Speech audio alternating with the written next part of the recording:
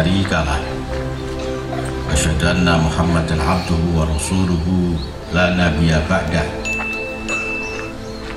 Allahumma shalli ala sayyidina Muhammad abdika wa nabika rasulika nabil ummi wa ala alihi wa sahbihi wa sallim tasliman biqadri azamatika fi kulli waqtin wahid. Para santri serta upacara rahimakumullah, berdasarkan keputusan Presiden nomor 22 tahun 2015 tanggal 22 Oktober ditetapkan sebagai Hari Santri. Berdasarkan keputusan itulah setiap tanggal 22 Oktober kita melakukan serangkaian kegiatan dalam rangka peringatan Hari Santri. Ketetapan ini menimbulkan kegembiraan sekaligus tantangan. Sejak merdeka 1945 sampai 2015, 70 tahun sejarah tentang santri tidak bisa kita baca, apalagi kita hargai.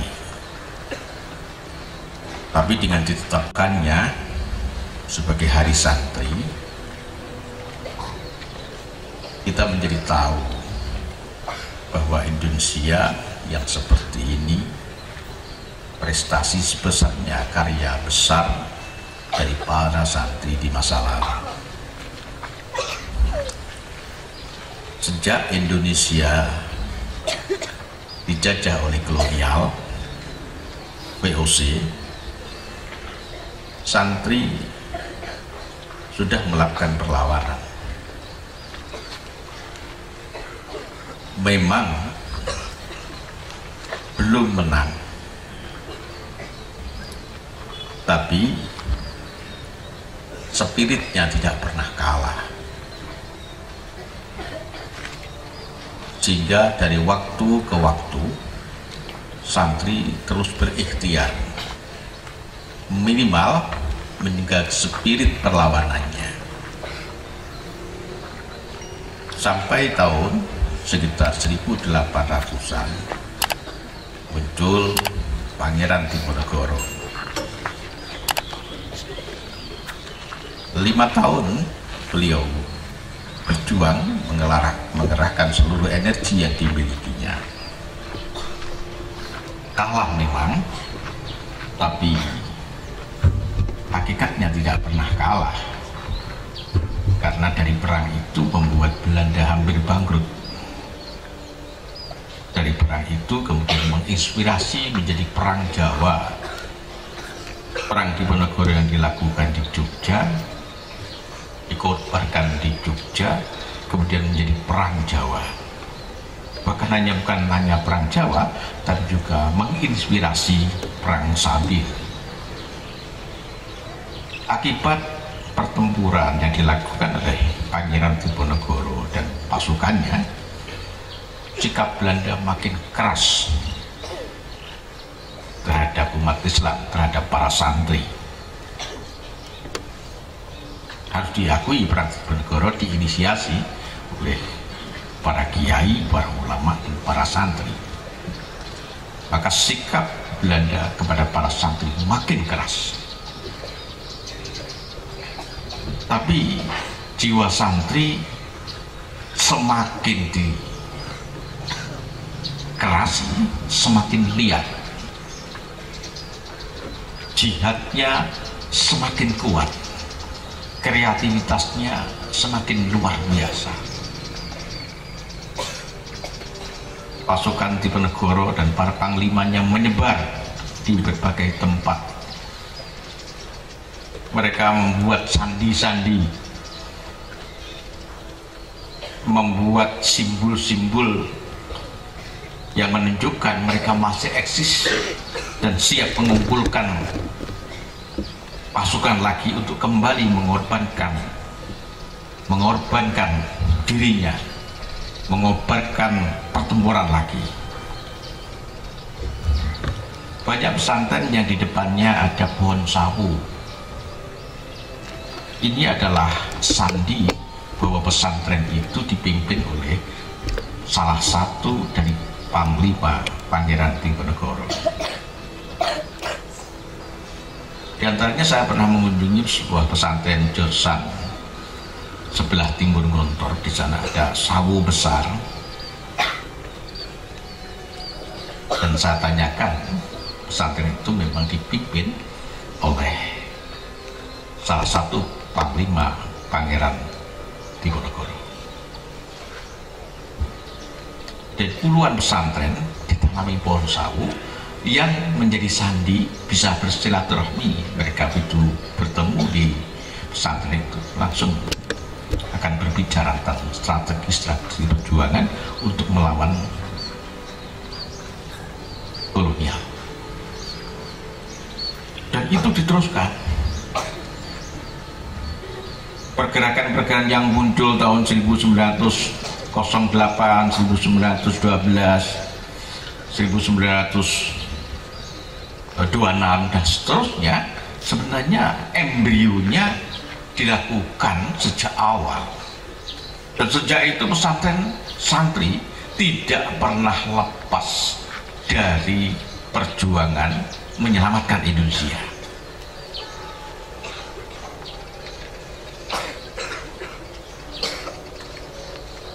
November di Surabaya, sebuah pertempuran monumental. Pasukan dengan senjata yang sangat sederhana melawan pasukan pemenang Perang Dunia Kedua.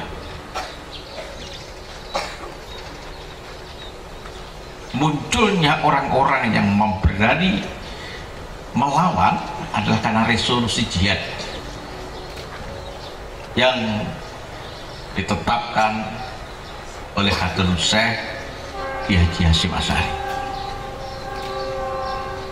Pertempuran Surabaya itu menginspirasi masyarakat Vietnam yang kemudian mengalahkan Amerika.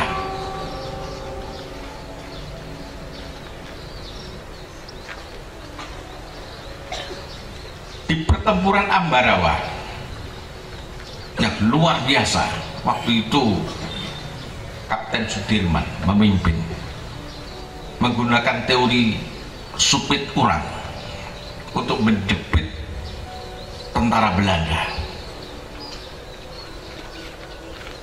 Teori perang seperti ini membutuhkan pasukan besar, sedangkan TKR pada waktu kecil jumlahnya. Maka kembali para santri di bawah Laskar Hizbullah dan Sabilillah masuk di dalam teori itu dan bisa menghancurkan tentara Belanda di Ambarawa. Sekali lagi prestasi santri dan para kiai dicatat sangat monumental.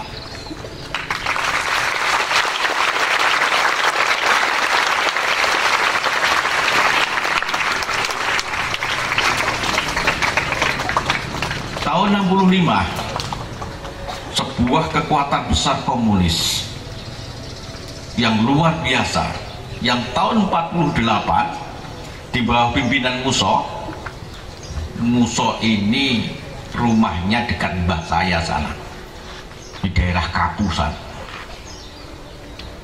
Ya, orang tuanya juga santri, tapi dia PKI.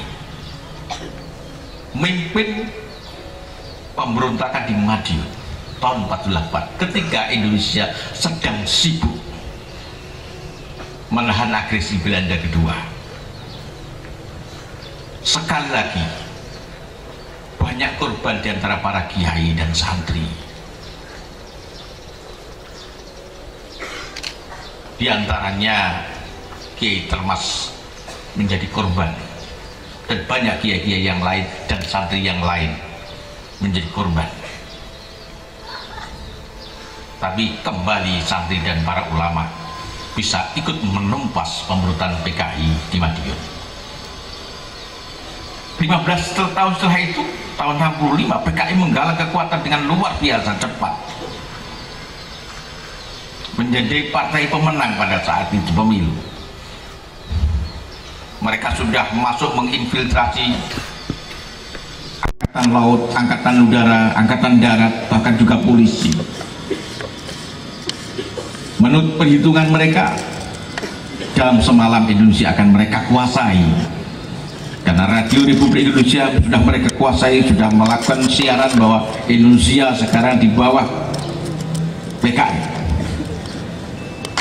Sekali lagi, ulama, santri membuktikan komitmennya terhadap Indonesia ini. Tidak lama PKI yang demikian kuat ditumpas oleh para santri.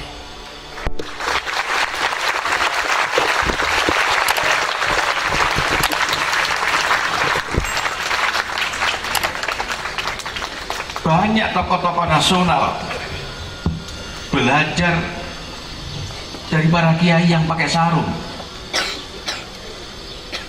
Ada Malik, itu menteri luar negeri yang luar biasa. Beliau belajar politik itu dari Kiai Wahab Rasulullah Jombang. Soekarno belajar politik dari para kiai. Mentor beliau Ki Haji Umar Said Cokro Aminoto, dan Haji Umar Said Cokro Aminoto itu teman diskusi Kiai Wahab. Mereka belajar politik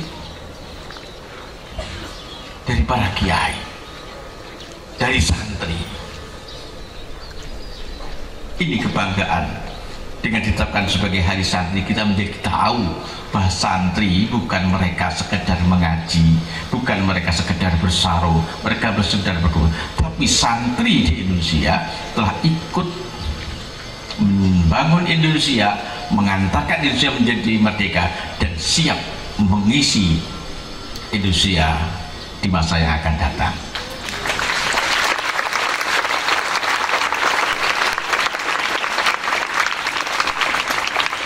Upacara ditetapkannya 22 Oktober sebagai hari santri sekaligus sebagai sebuah tantangan. Indonesia dengan santri sebagai warnanya, sehingga Indonesia yang beraneka ragam, yang berbeda ini tetap hidup dengan luar biasa. Jarang ada sebuah negeri yang demikian beragam kemudian bisa bersatu dalam sebuah naungan negara kebangsaan Indonesia. Jarang. Kita bisa menikmati kemerdekaan belajar, kita bisa menikmati kemerdekaan untuk menunaikan ibadah, kita bisa menikmati kemerdekaan untuk melakukan segalanya yang baik. Ini adalah sebuah karunia dari Allah. Ketika kebahagiaan ada, hasud pasti muncul. Likulli dzi nikmatin mahsudun. Setiap ada kenikmatan pasti ada yang hasud. Demikian juga Indonesia. Banyak negara di dunia ini sedang melirik Indonesia. Mereka mencari cara bagaimana merusak, menghancurkan sendi-sendi bangsa ini agar mereka bisa mengambil kekayaan alam yang luar biasa. Mereka sudah berhasil di banyak negara muslim. Irak, harta karun peninggalan masa lalu habis, sehingga generasi yang akan datang tidak mengenal lagi bagaimana kebesaran Islam di masa lalu. anak-anak muda Irak di masa yang akan datang hanya akan tahu bangunan-bangunan besar, dan yang menginisiasi bangunan itu adalah orang-orang Amerika sana, orang-orang Barat sana. Mereka tidak tahu budaya tinggi yang pernah dituliskan di perpustakaan, yang pernah dilukiskan dalam bermacam arsitek di sana, sudah tidak ditemukan lagi. Mereka akan menjadi bangsa yang terasing dari budayanya. Libya, Syria, Afghanistan, semuanya. Indonesia kita sampai saat ini masih sangat berbahagia. Tapi ini tidak boleh para santri kemudian tinggal diam, merasa aman. Kolonialisme adalah ide tidak akan pernah mati. Indonesia memang merdeka bebas dari kolonialisme ketika tahun 45, tapi kolonialisme dalam bentuknya yang paling purba. Kolonialisme sekarang sudah membentuk cara baru, penjajahan pemikiran, penjajahan ekonomi yang menganggap bahwa seluruh produk budaya Barat adalah yang terbaik. Ini bentuk kolonialisme baru. Para santri sekalipun tanpa disadari sudah menganggap maju ketika dia bersentuhan dan menggunakan segala atribut yang diproduksi oleh orang-orang Barat dan Eropa. Baju harus dari mereka, sandal harus dari mereka, bedak harus dari mereka, potongan rambut harus dari mereka. Lama-lama kita tidak pernah berani lagi memakai kopiah hitam. Lama-lama kita tidak lagi berani memakai sarung. Kalau ini terjadi, maka kehilangan identitas. Pada saat itulah pikiran kita dijajah oleh mereka. Ketika pikiran kita dijajah oleh mereka, maka mereka dengan mudah memasukkan paham-paham mereka, memasukkan gagasan-gagasan mereka yang substansinya kita akan kembali dijajah. Ini tantangan. Para santri tetap harus melakukan kegiatan sholat jamaah, sholat malam, sholat duha, karena itu bingkai spiritual yang mereka tidak pahami. Dengan kekuatan itu sebenarnya perlawanan terbesar yang mereka tidak mampu bisa mengalahkannya dengan senjata. Oleh itu para santri harus tetap memiliki semangat untuk sholat jamaah, sholat malam, sholat duha, berzikir, istighosah, baca Quran, karena itu pondasi spiritual yang menghubungkan kekuatan kita yang terbatas dengan kekuatan yang tidak terbatas, kecerdasan kita yang terbatas dengan kecerdasan yang tidak pernah terbatas. Kekuatan itu yang membuat Indonesia yang sederhana di masa lalu kemudian diremehkan oleh kekuatan senjata fisik. Mereka lupa bahwa para santri memiliki wiridan, para santri memiliki istighosah.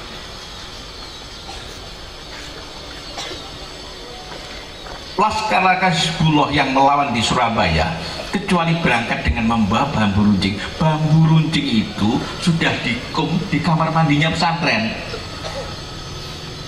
Bayang apa hubungannya bambu runcing dan kamar airnya pesantren, apa hubungannya? Kalau Laskar Hizbullah hanya membawa rotan, mereka pakai senjata otomatis, pakai rotan.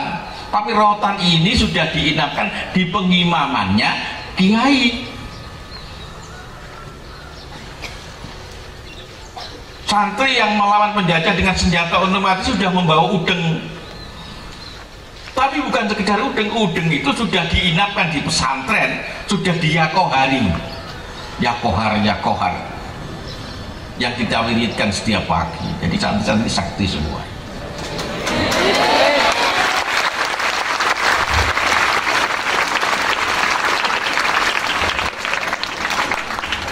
Iya, ini ya kohar ini saya dapatkan dari kiai saya, dan kiai saya adalah salah satu kiai yang ikut andil besar terhadap Indonesia, ikut andil besar untuk mengalahkan orang-orang yang atau kelompok orang yang ingin menghancurkan Indonesia dengan rotannya, dengan cemetinya. Coba mereka itu melawan hanya dengan pecut, gimana? Tapi pecut itu sudah diasmai, sudah diyakohari oleh kiai, sehingga bangunan besar itu hanya sekali pecut terbakar, tidak perlu pakai bom. Kiai Abbas itu guru saya, walaupun tidak pernah ketemu, karena saya ketemu dengan Kiai Hasim, Kiai Kuat Hasim, dan Kiai Kuat Hasim itu meminta kepada saya agar almarhum Kiai Abbas dijadikan sebagai guru spiritual saya walaupun jauh. Pertemuan di sebuah tempat dengan Belanda, karena begitu marahnya terhadap sikap Belanda yang melecehkan ulama, maka tanpa dia sadari kakinya ngedruk di lantai. Begitu ngedruk di lantai, bukan hanya yang diinjak yang pecah, tapi seluruh lantai itu pecah.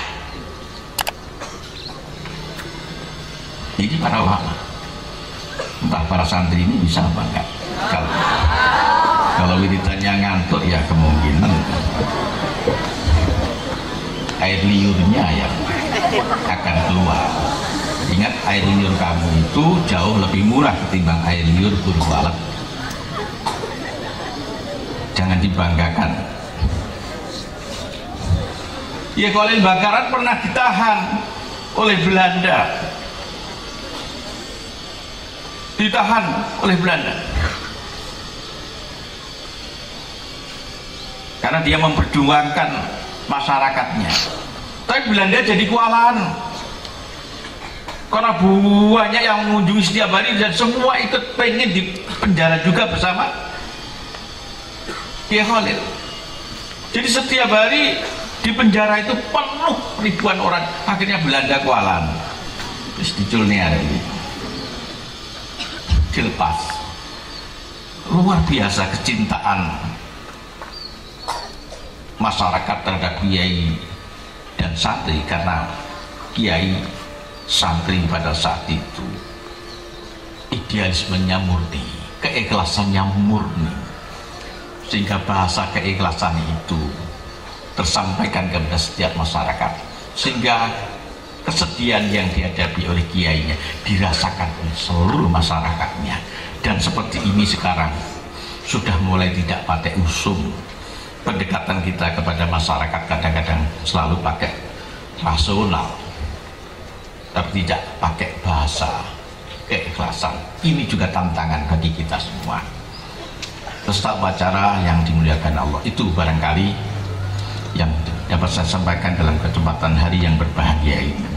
Moga-moga hari santri yang kita peringati 22 Oktober selalu ini menginspirasi kita untuk, kalau generasi santri masa lalu sudah menorehkan sejarah yang demikian gemilang, seharusnya generasi yang lahir pasca kemerdekaan dan menikmati buah dari kemerdekaan bisa membuat sejarah lebih bagus, mengantarkan Indonesia ke jenjang sebuah negeri yang baldatun thayyibatun wa rabbun ghafur.